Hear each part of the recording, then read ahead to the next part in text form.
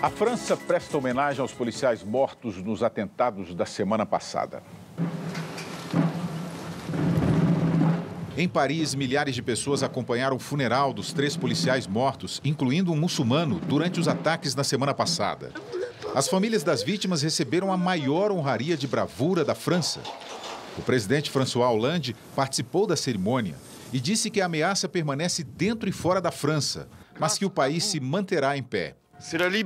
O primeiro-ministro francês Manuel Valls fez questão de esclarecer que a guerra do governo da França é contra o terrorismo, o jihadismo e o islamismo radical, e não contra uma religião. Em Jerusalém, uma multidão participou do funeral dos 4 judeus mortos no ataque a um mercado no leste de Paris. O primeiro-ministro israelense Benjamin Netanyahu pediu para que os líderes mundiais se unam para lutar contra o terror. Segundo autoridades francesas, pelo menos 6 membros da célula terrorista envolvida nos ataques estariam soltos. Um deles é Hayat Boumediene, companheiro de Ahmedi Coulibaly.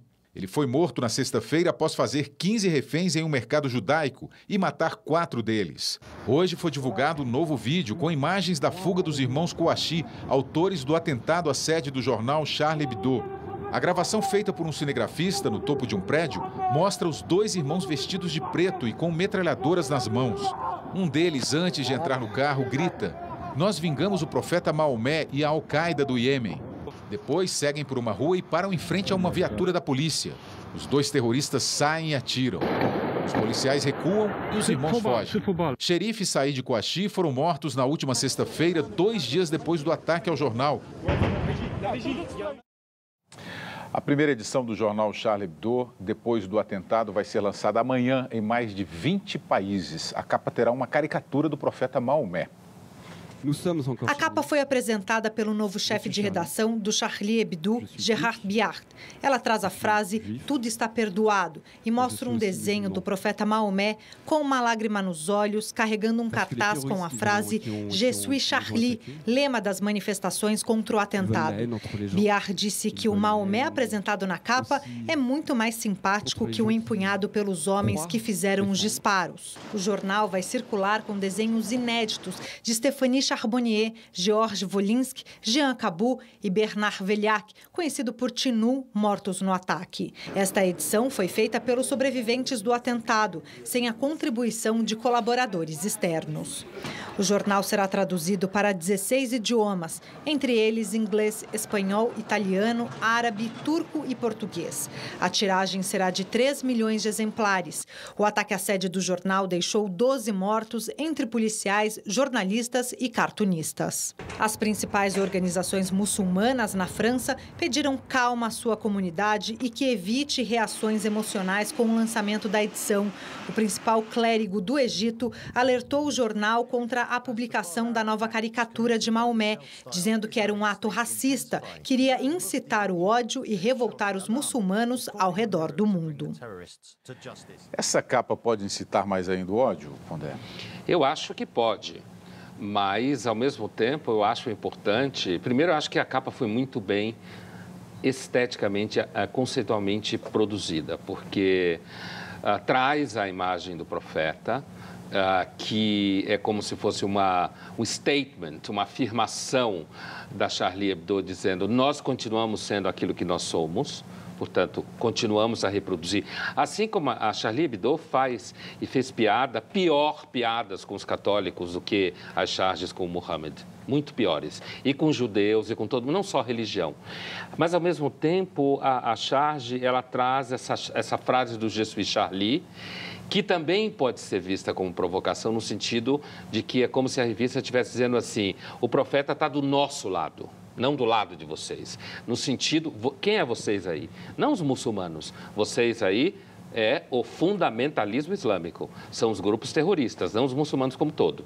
E, por último, essa expressão, tout est pardonné, quer dizer, tudo é perdoado, quer dizer, que é inclusive, teologicamente, é profundamente associada à ideia de Deus, tanto no cristianismo, quanto no judaísmo, quanto no islã, que é o mesmo Deus, misericordioso. Então, achei muito boa a charge. Mulher. Então, eu acho assim, acho que a revista fez muito bem de não se curvar O outro jornal satírico francês também terrível, o Canard Enchaîné também está lançando uma edição provocativa, eles já estão sob ameaça. E eu acho que por mais que haja insulto, tudo isso, eu prefiro sempre ficar do lado da liberdade, até a liberdade de fazer a bobagem. Mas um advogado hoje colocou na França um problema interessante. No momento, todo mundo está, aliás, todo mundo, eu digo, faltaram 2 países importantes na manifestação em Paris, né? Os Estados Unidos, que mandaram só a embaixadora, perderam uma chance, e o Brasil, que também, aparentemente, não se associou efusivamente à manifestação. Mas põe a questão, por que não pode, que permite, então, uma charge como essa e se veda todo aquele que seria agressor da liberdade? Por exemplo, na visão norte-americana, se ele querer usar o Ku Klux Klan, ele pode usar, ele pode ser desprezado, mas ele não vai ser perseguido por isso. Na França, todos os que se manifestaram a favor dos terroristas estão sendo presos por apologia do terrorismo. Então, é uma questão que a gente coloca, quer dizer, somos pela liberdade total e absoluta de expressão ou tem limite. A partir do momento que você admite um limite, onde está esse limite? Quer dizer, por que o limite é para quem no momento é tolerado e não para o outro? O mundo vai ter que pensar nisso e eu acho que além da questão da liberdade de expressão, nós estamos diante de um conflito aí de civilizações, de modo de viver, que não vai terminar tão cedo e que nós somos chacanais de entendimento e de conciliação que possivelmente vão passar pelo Papa Francisco com a sua habilidade. As mortes da semana passada em Paris foram atribuídas a blasfêmias cometidas contra Maomé, profeta dos muçulmanos. Acontece que no Alcorão, livro sagrado do Islã, não há nenhuma referência à pena de morte.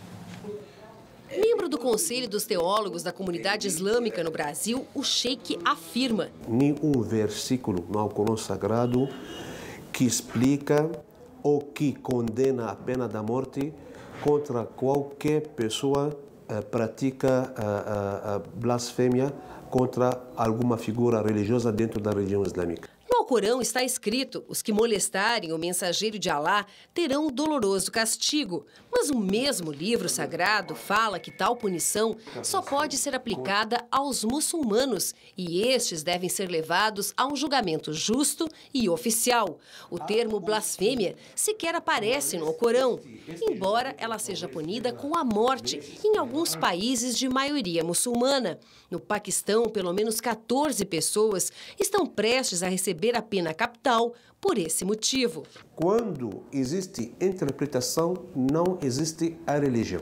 Existe entendimento da religião. Ao contrário do Alcorão, a Bíblia, livro sagrado dos cristãos, manda matar quem comete blasfêmia. No Antigo Testamento está escrito: quem blasfemar contra o nome do Senhor deverá morrer e toda a comunidade o apedrejará. Seja nativo ou estrangeiro, quem blasfemar contra o santo nome será punido de morte. Mas os teólogos católicos fazem questão de lembrar, também estão na Bíblia, o livro sagrado dos cristãos, várias passagens onde Jesus faz uma releitura do Antigo Testamento e prega a não violência.